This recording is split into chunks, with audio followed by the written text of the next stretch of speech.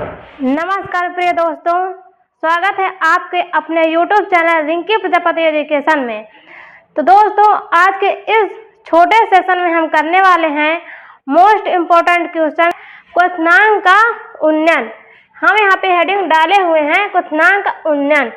तो सबसे पहले हम यहाँ पे जानेंगे क्वथनांक उन्नयन। जानने से पहले हमें पता होना चाहिए कि उन्नयन का क्या अर्थ है। यहाँ पे हम देखेंगे कि उन्नयन का अर्थ क्या होता है। क्वथनांक उन्नयन जानने से पहले हम उन्नयन का अर्थ जानेंगे। तो उन्नयन का मतलब होता है कि वृद्धि, किसी चीज वृद्धि या बढ़ोतरी को हम उन्नयन कहते हैं। तो अब देखेंगे हम क्वथनांक का उन्नयन। क्वथनांक उन्नयन क्या होता है?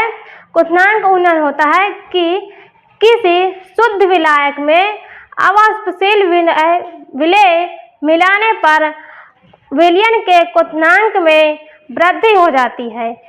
इस वृद्धि को ही हम क्वथनांक का उन्नयन कहते हैं। तो अब हम यहाँ पे डेफिनेशन में देखेंगे कि क्या कहते हैं।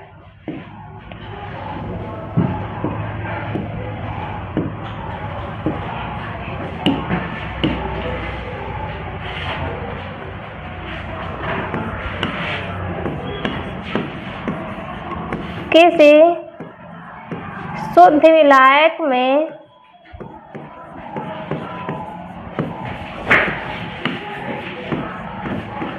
अवाष्पशील विलेय मिलाने पर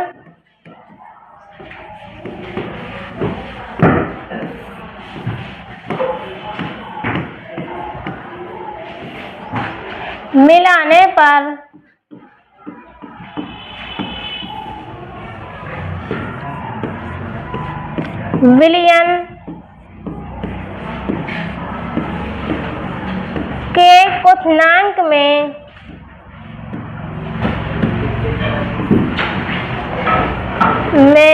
वृद्धि हो जाती है। वृद्धि हो जाती है। इस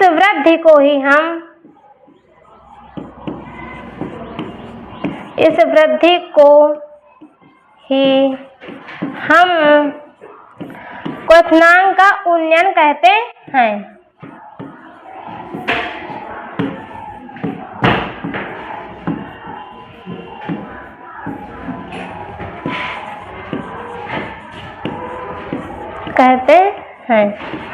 अब हम यहाँ पे फिर से देखेंगे कि क्वथनांक उन्नयन क्या होता है।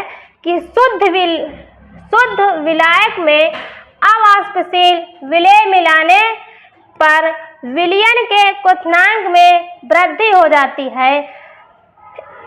इस वृद्धि को ही हम क्वथनांक का उन्नयन कहते हैं। तो दोस्तों, इतना बात आपको समझ में आ गया होगा। डेफिनेशन के बाद देखेंगे इसका सूत्र क्या होता है। सूत्र होता है डेल्टा TB = T2 - T1। ये हमारा क्वथनांक उन्नयन का सूत्र होता है। अब हम यहाँ पे आगे देखेंगे कि तनु विलयन में क्वथनांक का स्थिरांक क्या होता है। नेक्स्ट पेज में हम चलेंगे।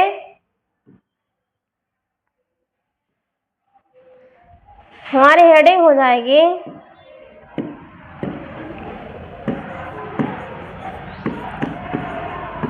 तनु विलयन में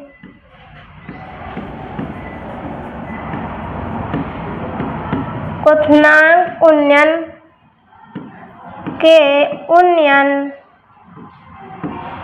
स्थिरांक। सूत्र का हम यहाँ पे निगमन करेंगे। दोस्तों, ये क्वेश्चन बहुत ही महत्वपूर्ण है, इसलिए इसे आप लोग ध्यान से देखेंगे। हम यहाँ पे अब सबसे पहले लिखेंगे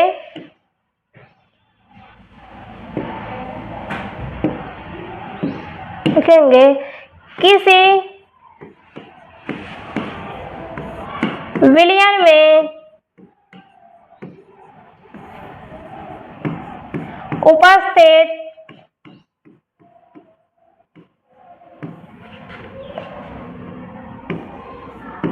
क्वथनांक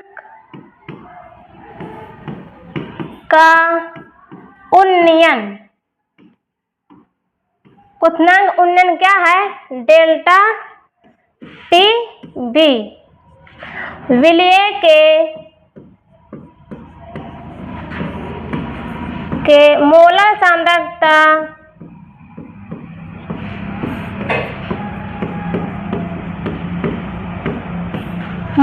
सांद्रता के समानुपाती होता है।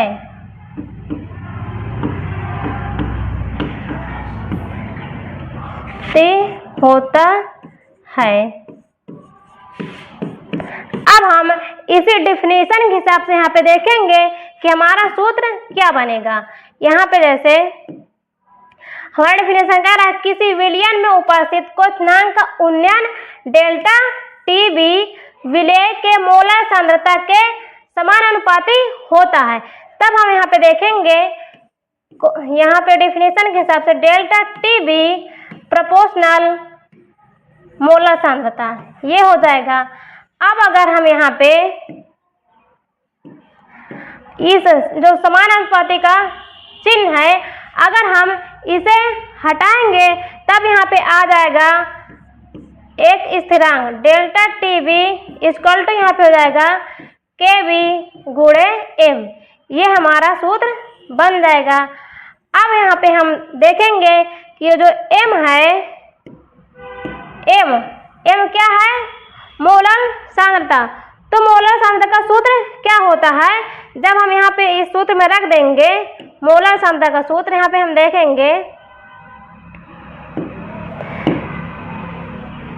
इसे हम मान लेते हैं समीकरण 1। अब मोलर सांद्रता का सूत्र क्या होता है? M equal to W2 upon W1 गुणे M2 गुणे 1000। ये हमारा मोलर सांद्रता का सूत्र होता है। इसे हम मान लेंगे समीकरण 2। तो अब दोस्तों यहाँ पे उम्मीद है कि इतनी बात आपको अच्छे से समझ में आ गई होगी। अब हमारा अगला स्टेप क्या होगा कि समीकरण 1 और 2 को हम सॉल्व करेंगे।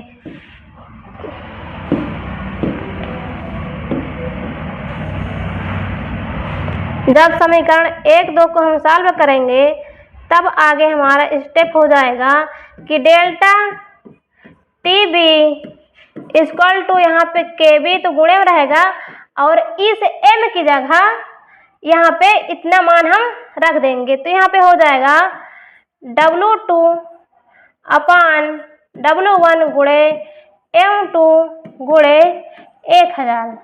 ये हमारा टोटल सूत्र निकल के आ गया। यही हमारा सूत्र जो हमारा निकला है इसे ही बोलते हैं हम तनु विलयन में क्वथनांक के उन्नयन का स्थिरांक। अब हम यहाँ पे आगे जानेंगे कि जहाँ पे ये डेल्टा टी बी क्या है? ये है क्वथनांक का उन्नयन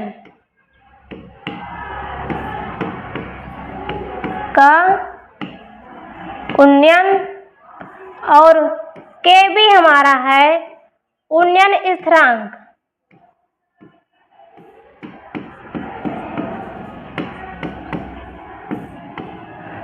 और W2 है हमारा विलय का द्रव्यमान।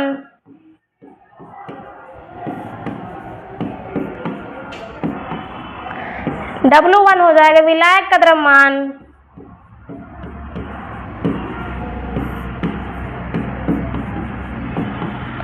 और M1 हमारा M2 हो जाएगा मोलर द्रव्यमान विलय का।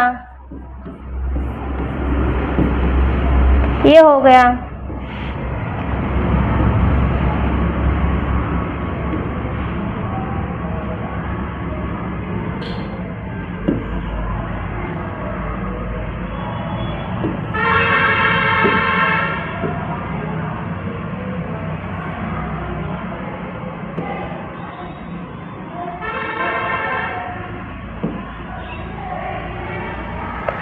अब दोस्तों उम्मीद उम्मीद है कि आप लोगों को इतना सब समझ में आ गए होंगे। यदि आप लोग स्क्रीनशॉट लेना चाहते हैं तो यहाँ पे स्क्रीनशॉट ले सकते हैं। ये हमारा है सूत्र कनिगमन और इसके जो पीछे है ये हमारा क्वेश्चन का उन्नयन है। तो इसे भी आप स्क्रीनशॉट लेना चाहते हैं तो ले सकते हैं। इसे हम छोटा कर दिए रहे हैं। ये आप लोग स्क्रीनशॉट लेना चाहते हैं तो ले सकते हैं। तो अब दोस्तों आज के लिए इतना ही। मिलते हैं हम नेक्स्ट वीडियो में इसी तरह मोस्ट इम्पोर्टेंट क्वेश्चन के साथ। तो वीडियो कैसी लगी ये लोग आप ज़रूर बताएं। आज के लिए इतना ही। धन्यवाद।